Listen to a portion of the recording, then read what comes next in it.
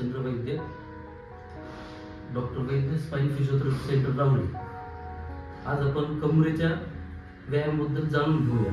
बऱ्याच वेळेस आपल्याकडे माहीत असते कमरेचे व्यायाम कसे करायचे, पण प्रत्यक्षात आपण करायला गेलो तर बऱ्याचशा चुका होतात।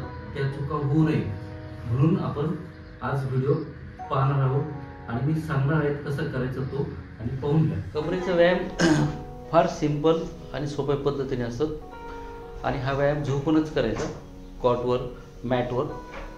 पहिल्यांदा स्टेप बाय स्टेप आपण लक्षात घेऊया। पहिल्यांदा कमरेपासून जो पाय आहे ना, स्ट्रेट गुडघ्यातनं वाकवता वरती उचलायचा अप टू 40 डिग्री 45 डिग्रीपर्यंत। तर आपण सुरुवात करू लेफ्ट साईड वरती अप। एक पाय झाल्यानंतर दुसरा पाय करायचा, स्लोली खाली घ्या, दुसरं वरती करा, राईट ठेवून द्या। हा झाला पहिला व्यायाम। पहिला पाय वरती करायचा, दुसरा गुडघ्यामध्ये बेंड करायचा। तर लेफ्ट डावा गुडघा बेंड करा, लेफ्ट आणि पोटाजवळ घ्या, दोन्ही हातांनी धरा आणि हा एक दुसरा प्रकार आहे। डावा पाय झाला तर उजवा पाय घ्या, स्लोली जेवढं प्रेस करता येईल तेवढं प्रेस करा। बऱ्याच वेळेस आपलं दुखायला लागलं का तो त्यापर्यंत स्टॉप घ्यायचा आणि पाय सरळ करायचा। नंतर दोन्ही गुडघे पोटाजवळ घ्यायचे, घ्या दोन्ही गुडघे पोटाजवळ घ्या, प्रेस करा आणि परत सरळ करा। तिसरा प्रकार, दोन्ही पाय गुडघ्यात वाकवा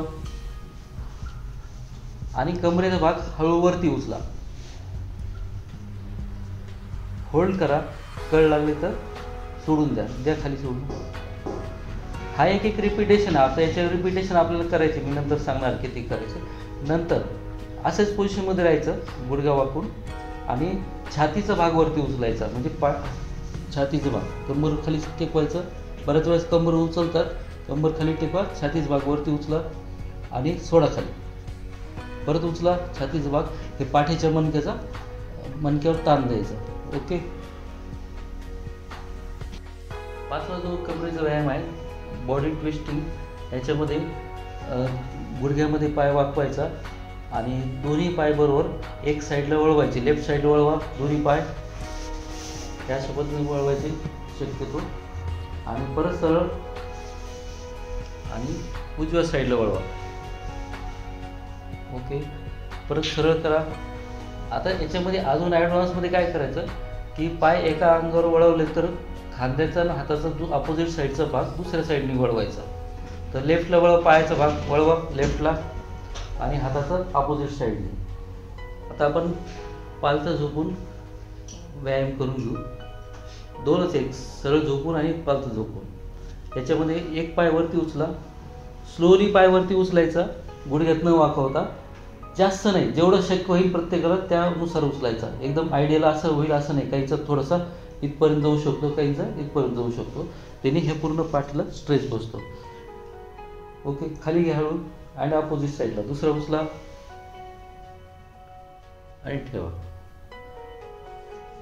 आणि दोन्ही पण पाय उचलायचे। हे पॉसिबल ज्यांना होईल त्यांनाच करायचं, प्रत्येकाने करायचं नाही, हा डॉक्टर सांगतील त्यांनाच करायचं। ओके, ठेवून द्या। हा झाला पायाकडच्या बाजूचा। नंतर मग छाती उचलायचा, हे वरच्या अप्पर स्पाईनसाठी वेगळा व्यायाम आहे। तर कोपऱ्यात एल्बोमध्ये बेंड करा, समोर ठेवा आणि भुजंगासनच प्रकार आहे, पण हा सेमी प्रकार। वरती छाती उचला, डोकं उचला आणि होल्ड करा, धरून ठेवायचा आणि स्लोली परत सोडायचा, परत उचला। याने मानेपासून पूर्ण कमरेपर्यंत स्ट्रेच बसतो। मानेच्या पाठी दुखीसाठी आपण हे व्यायाम सांगतो।